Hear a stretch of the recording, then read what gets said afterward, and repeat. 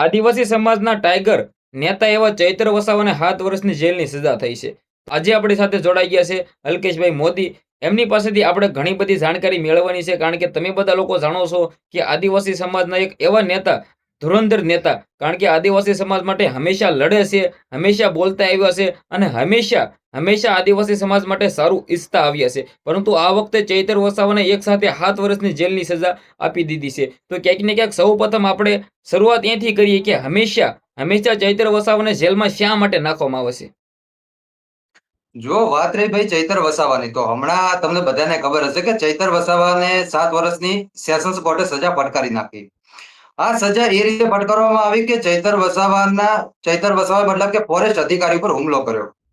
હવે નિલેશભાઈ તમે માનો નહીં, પણ તમને લાગે કે ચૈતર વસાવા કોઈ દિવસ હુમલો કરે? પહેલી વાત તો એ, કેમ કે આદિવાસી સમાજ માટે એ હંમેશા માટે એમને ઘણું બધું કામો કર્યું, ઘણા બધા કામો કર્યા છે, વર્તમાનમાં પણ કરી ચુક્યા છે અને ભવિષ્યમાં પણ કર્યા છે ભાઈ.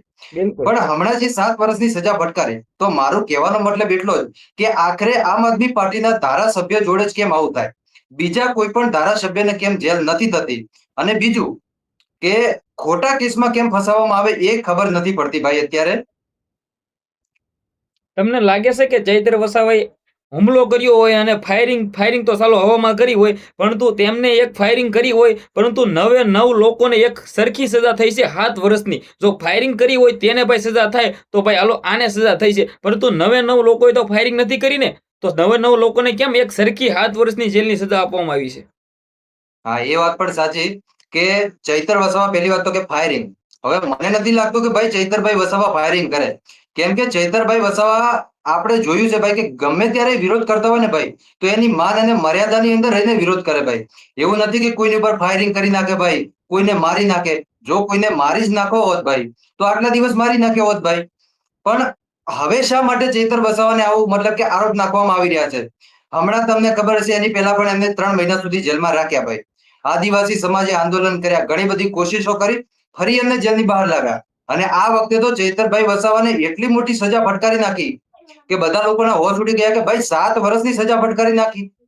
તો ક્યાંક ને ક્યાંક અત્યારે જે સરકાર ચાલી રહી છે, તમે જાણો છો ને હું જાણું છું, આખી ગુજરાતની જનતા જાણે છે ભાઈ કે ચૈતરભાઈ વસાવા ઉપર ખોટો કેસ દાખલ થઈ ગયો. જે લોકો મર્ડર કરી નાખે એ લોકોને પણ આટલી મોટી તો સજા નથી થતી ભાઈ. એટલી જલ્દી સજા ચૈતરભાઈ વસાવાને થઈ ગઈ, બોલો. તો મારે એમ કેવું કે ચૈત્ર વસાવા જો આમ આદમી પાર્ટીના નેતા ન હોત, ખાલી સામાન્ય નાગરિક હોત, તો તેને 7 વર્ષની સજા થાત. હા, એ વાત પણ સાચી કે જો ચૈતર વસાવા કોઈ પાર્ટીની અંદર જોડાયેલા ન હોત, તો આપણે ચોક્કસપણે કહી શકાય કે ચૈતર વસાવાને આટલી મોટી તો સજા નહોત હોત ભાઈ. કેમ કે અત્યારે ચૈતર વસાવાનો જે ડંકો કહેવાય ને, આખા ડેડિયાપાડાની અંદર એટલો બધો છે ને ભાઈ, કે ભાજપ વાળા પણ હવે તો ખરેખર ડરી ગયા ભાઈ કે હવે આ માણસને પાડવો કઈ રીતે ભાઈ. આપણે જો કે કોઈ પણ પોલિટિક્સ વિશે વાત નથી કરતા ભાઈ, પણ ક્યાંક ને ક્યાંક લોકો અત્યારે તમને ખબર છે, અથવા તમે નેતા જાણી લો ભાઈ, કે કોઈ પણ નેતા હોય એ એક પાર્ટી છોડીને બીજા પાર્ટી, બીજી પાર્ટી એટલે કે ભારતીય જનતા પાર્ટી, આ પાર્ટીની અંદર પણ ક્યાંક ને ક્યાંક જોડાતા હોય છે. તો આ મેટરને આપણે એવું નથી કહેતા ભાઈ કે કોઈ પાર્ટીની અંદર ચૈતરભાઈ વસાવા જાય. જો ચૈતરભાઈ વસાવાને કોઈ પાર્ટીની અંદર જવું જ હશે ભાઈ, તો એ તો ચૈતરભાઈ વસાવા જેલની બહાર આવશે તો એ તો જતા જ રહેશે ભાઈ. પણ મને નથી લાગતું કે ચૈતરભાઈ વસાવા આમ આદમી પાર્ટી છોડી અને કોઈ બીજી પાર્ટીની અંદર જાય. તો હમણાં જે તાલુકા પંચાયત, જિલ્લા પંચાયતની ચૂંટણી ગઈ છે, આ ચૂંટણી દરમિયાન ચૈતરભાઈ વસાવા અને તેના વિસ્તારોની અંદર ખૂબ જ સારી રીતે વોટ ઉપર જીત મળી છે ચૈત્ર વસાવાના, કારણ કે ચૈત્ર વસાવાએ ત્યાં એમ કીધું ભાઈ લોકો માટે લડ્યા હતા, લોકો માટે આવીને ઉભા રહ્યા હતા, ત્યારબાદ ત્યાંની પબ્લિકે વોટ આપ્યા અને ત્યાં જીતાડ્યા. હવે મને એવું લાગી રહ્યું છે કે 2027ની જે ચૂંટણી આવી રહી છે, આ ચૂંટણી પહેલા શું તમને લાગે છે કે ચૈત્ર વસાવાને જેલમાં નાખી દઈએ એટલે પાર્ટીને જે પણ ક્યાંક ને ક્યાંક ખોટ પડવાની તે ખોટ ન પડે? અને ચૈત્ર વસાવા મોટા નેતા છે, ચૈત્ર વસાવાના કારણે જનતા વધારે આમ આદમી પાર્ટીને સપોર્ટ કરતી હોય છે, તો ચૈત્ર વસાવાને જેલમાં નાખી દઈએ તો ક્યાંક ને ક્યાંક ચૈત્ર વસાવાની પબ્લિક જ ક્યાંક ને ક્યાંક ભાજપમાં આવી જાય, ભાજપને સપોર્ટ કરે અથવા કોંગ્રેસમાં આવી જાય, એવું લાગે છે તમને? મને એવું નથી લાગતું ભાઈ, કેમ કે જેટલા દિવસ સુધી ચૈતરભાઈ વસાવા જેલમાં રહેશે ભાઈ, એટલા દિવસ સુધી માનજો કે બીજી પાર્ટી જો કદાચ એવું વિચારતી પણ હોય કે અમે આ નેતાને જેલની અંદર પૂરી નાખ્યો, તો હવે અમને એના મત અમને મળી જશે, તો મને નથી લાગતું ભાઈ. કેમ કે ડેડિયાપાડાની અંદર એવી જનતા ભરી છે ને ભાઈ, કે માની લો કે ભારતીય જનતા પાર્ટીની અંદર કોઈ પણ નેતા ઉભો હશે ભાઈ, તો મને નથી લાગતું કે આદિવાસી સમાજ એને વોટ આપશે. કેમ કે એમની તો એક જ માંગ ભાઈ કાં તો ચૈતર વસાવાને જેલની બહાર કાઢો અને કાં તો અમે બીજા કોઈ નેતાને મતલબ વોટ જ નહીં આપીએ. જે રીતે 7 વર્ષની જેલની સજા થઈ છે, આમની અંદર જે 9 લોકોને લઈ જવામાં આવી રહ્યા હતા, તેમની અંદર એક મહિલા પણ જોઈ. મહિલાની હાથમાં 17 થી 18 દિવસનું બાળક પણ જોયું. હવે આ બાળકને લઈને આ સજા મળી છે, આ કેટલું યોગ્ય? આ ગુજરાતની સરકારે જે આ કર્યું છે, આ કેટલું યોગ્ય લાગી રહ્યું છે? જો પહેલા તો મિત્રો કે જે એક માતા હતી એને 18 દિવસનું બાળક હતું ભાઈ. તો પહેલા તો ક્યાંક ને ક્યાંક એ જજને પણ સમજવું પડે ભાઈ કે એને 18 દિવસનું બાળક હશે, એ અંધારાની અંદર અને ચાર દિવાલની વચ્ચે આ બાળક કઈ રીતે રહી શકે? કેમ કે ઘરની અંદર પણ એ બાળક નથી રહેતું ભાઈ. કોઈ પણ માતાને ડિલિવરી થઈ હોય તો તમે જોજો નિલેશભાઈ, એ રાત્રિના સમય પણ રડતું હોય ભાઈ. ઘર હોય છતાં તો માનો આ તો જેલ છે ભાઈ, અને અત્યારે એમાં તો ઉનાળો પડી રહ્યો છે. તો એ બાળકને કેટલી બધી વેદના થતી છે એ તો એની માતા જ જાણતી છે. પણ ક્યાંક ને ક્યાંક આપણા બંધારણની અંદર પણ જે બહેનો માટે અને ખાસ કરીને સ્ત્રીઓ માટે જે જોગવાઈઓની વાત કરવામાં આવી, એ આર્ટિકલ 19 હોય કે સ્ત્રીઓ માટે આ કરવું તે કરવું, તો આખરે આટલી બધી જો વાતો બંધારણની અંદર લખવામાં આવી હોય તો આખરે સ્ત્રીઓને મળતી કેમ નથી? મને પણ એ નવાઈ લાગે. ખરેખર આ માતાને ક્યાંક રાહત મળવી જોઈએ. આપણે માની કે ચૈતર વસાવા કદાચ જેટલા દિવસ સુધી જામીન ન મળે એટલા દિવસ સુધી અંદર રહે, પણ એ માતાને તો ક્યાંક ને ક્યાંક બહાર લાવવી જ જોઈએ ભાઈ.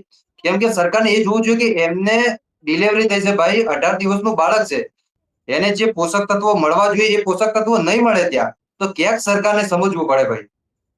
તો હવે જે ચૈત્ર વસાવાને કોર્ટે 7 વર્ષની સજા ફટકારી દીધી છે, હવે આગળની તે હાઈકોર્ટની અંદર, સુપ્રીમ કોર્ટની અંદર અરજી કરશે, અને ત્યાં પણ ચૈત્ર વસાવા શું ખરેખર નિર્દોષ સાબિત થશે કે દોષી સાબિત થશે? શું આગળ આવનારા ટાઈમની અંદર ચૈત્ર વસાવા આવી શકશે ખરા જેલની બહાર, કે 7 વર્ષ માટે ચૈત્ર વસાવા જેલમાં રહી જશે? જો આમાં એવું છે કે અત્યારે નીચલી અદાલતે ભલે ચૈતરભાઈ વસાવાને 7 વર્ષની સજા ફટકારી નાખી, પણ એવું નથી કે ચૈતરભાઈ વસાવાને હવે 7 વર્ષ સુધી જેલમાં જ રહેવું પડશે. ના, ચૈતર વસાવાનો હવે જે કેસ હશે હાઈકોર્ટમાં જશે ભાઈ, એટલે કે ઉપલી અદાલતની અંદર. હવે જ્યારે નિલેશભાઈ ઉપલી અદાલતમાં જશે ને, હવે માની લો કે ઉપલી અદાલત પણ એવું જ કહી દે કે જે નીચલી અદાલતે ફેસલો આપ્યો કે 7 વર્ષની સજા, અમે પણ એ જ સજા માન્ય રાખીશું. તો હવે એવું નથી કે ચૈતર વસાવા મતલબ જેલમાં જ જશે. ચૈતર વસાવા જોડે બીજા ઘણા બધા રસ્તા છે ભાઈ. એ રાષ્ટ્રપતિને આવેદન પત્ર આપી શકે. પણ મને જ્યાં સુધી લાગે ત્યાં સુધી હાઈકોર્ટમાંથી લગભગ ચૈતર વસાવાને જામીન મળી જશે ભાઈ, કેમ કે હાઈકોર્ટમાં ઘણા બધા લોકોને જામીન મળ્યા છે ભાઈ.